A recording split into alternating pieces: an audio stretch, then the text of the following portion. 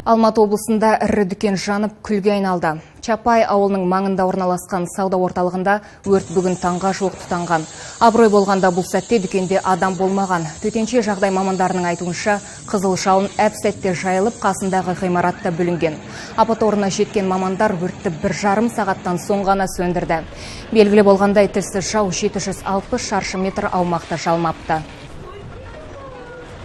7 часов 43 минуты поступило сообщение о пожаре. Бүгін таңғы сағат 7:30 шамасында Алматы облысының төтенше жағдайлар департаментіне өрт шыққаны туралы хабарлама келіп түсті. Мамандар дереу жетіп, отты көп ұзамай ауыздықтады. Болжам бойынша от электр желілерінің тұйықталуынан болуы мүмкін.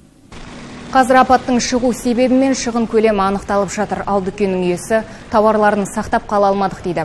Ірі дүкенде негізінен азық-түлік пен киім-кешектер сатылып келген. Киім де бар еді бұл жерде, аяқ киім де бар еді, канцелярский товар, химия, акиматта да жаңа барып сөйлестік, көмек сұрадым, айттым.